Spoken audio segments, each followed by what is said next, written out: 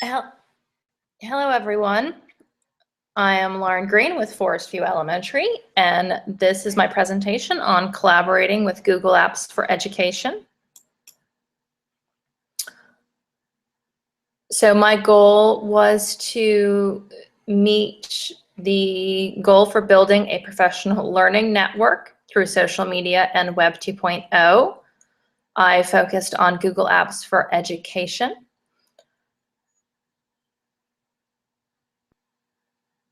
I found several sessions at the NCTIES 2015 conference that were about different Google apps and about how to use them for education in various ways. I chose this focus as my school's already using many of the Google apps for education. I also wanted to enhance my abilities to assist the staff at Forest View with using Google Apps and to show them some new things they could be doing with Google Apps and to increase my knowledge of Google Apps capabilities to share with the staff. In doing so, my goal is to help them be better teachers in the classroom, as well as to help them collaborate with each other and with teachers at other schools. Here at DPS, which is Durham Public Schools, we all have Google accounts that allow us to access various Google apps, including Google Drive, Docs, Sheets, Slides, Forms, Gmail, and Calendar.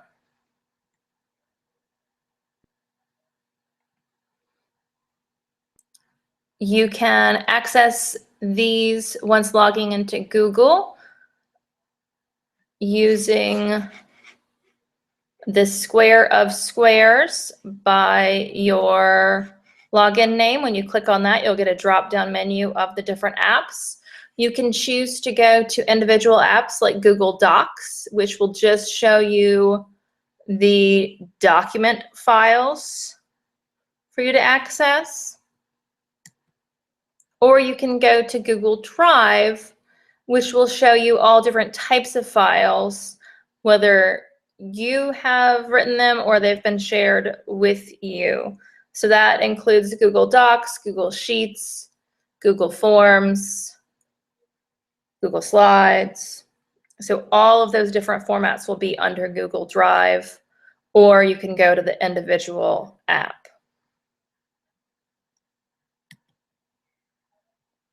Once in Google Drive, you can use the navigation keys on the left side to find and organize your files. You can drag and drop files into the folders. So one of the things that at first can be a little confusing about Google Drive is figuring out where your files are.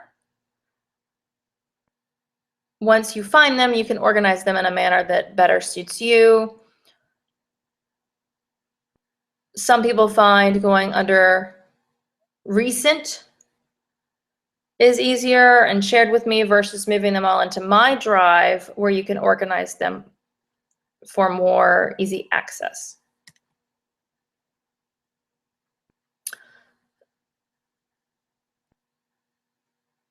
In Google Drive, you can click on the toolbar at the top or right-click the file to see your options. So here's the drop-down menu showing the different options as well as the toolbar that you can have with this. So you can also move your files using the toolbar and the drop-down menu, as well as dragging and dropping them. You also see you have other options such as sharing your files with others, opening, previewing, and downloading them to your computer. You can download a hard copy onto your computer, as well as keeping them online. One of the many things I learned at a few presentations at NCTIES was more about Google Forms. I was not very familiar with Google Forms and found that there are many uses for them.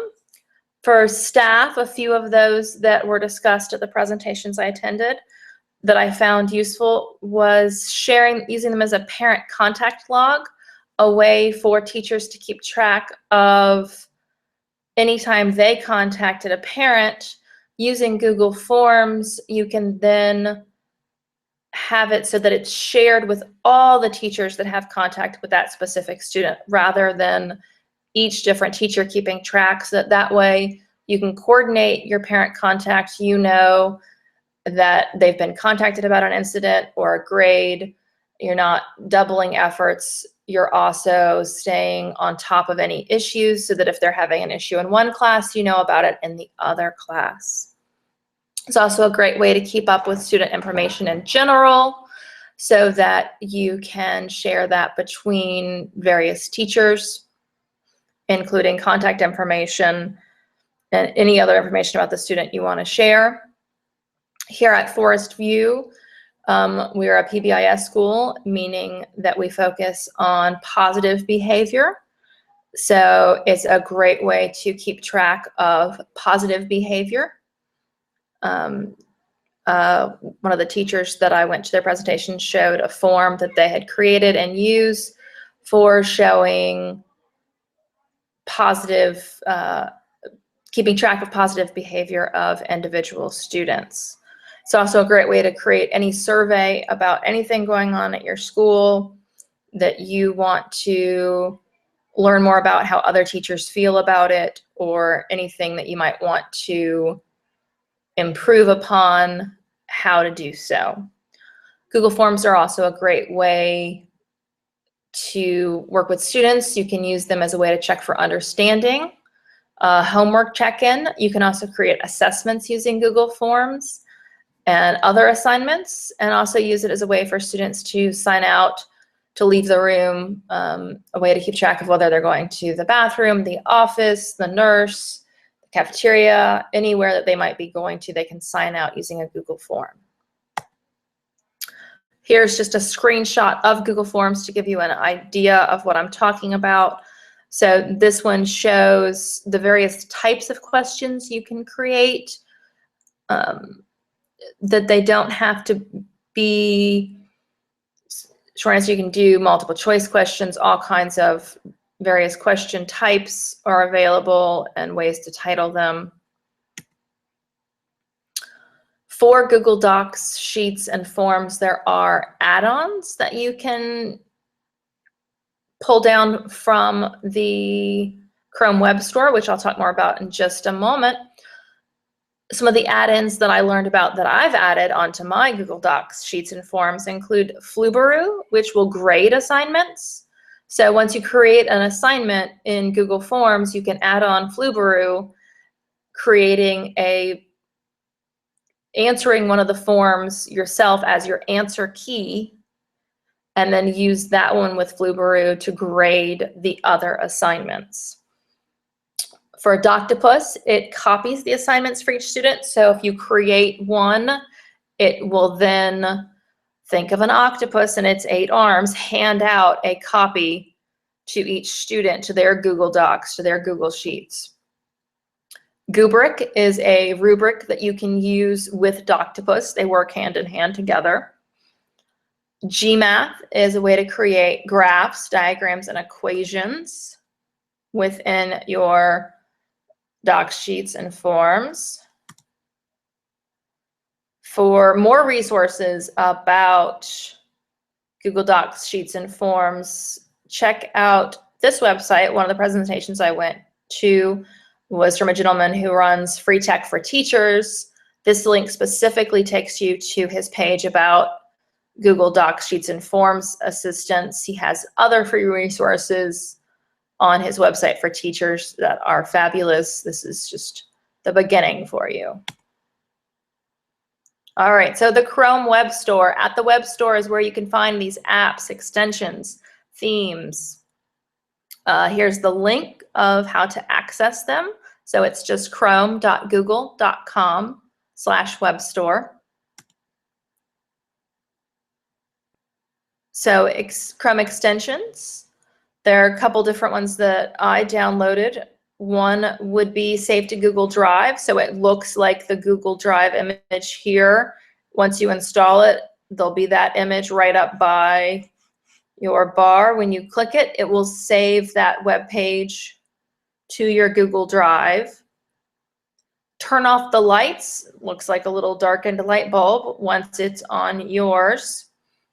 It's really neat, especially as I teach in elementary schools, when you've got that video up you want to show and there's all those ads around it and distracting words and all that. You click that, it will darken the screen around your video, so all that is showing is that video.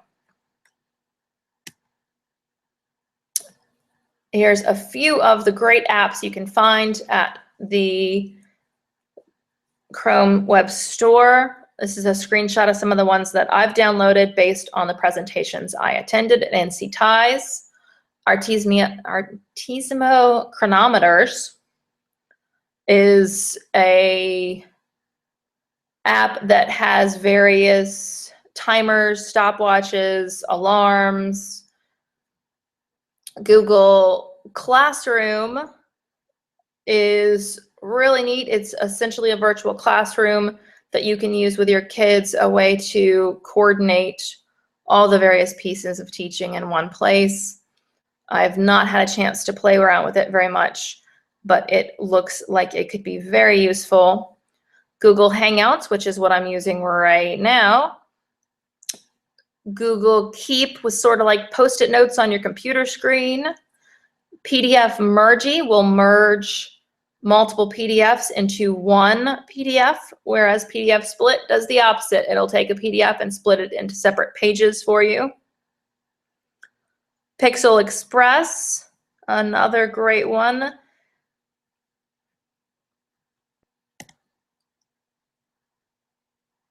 So the presentations I attended to learn all these fabulous new things about Google Apps are listed here. I attended the opening keynote by Kevin Honeycutt, Dynamic Teaching and Learning by Jeff Crew and Dean Phillips, Chromebook Revolution by Jason Mumano, and there was another gentleman there, but he was not listed, and I forgot his name, and I apologize profusely. Google Apps in the Classroom and Beyond by Cindy Childers and Tracy Lau. 3 Ways Google Tools Can Save Teachers Time by Rush Hurley. It's Easy Being Green, Screen by Suzanne Blasek and Chris Scriben. eMammal, What's in Your Backyard by Dason Payson. And Best of the Web 2015 by Richard Ryan. Obviously, some of these are not where I learned things about Google Apps, but I wanted to give them all credit because they were all great presentations and I learned many things from them. And some of them I'm pulling from for other things that I'll be teaching and using.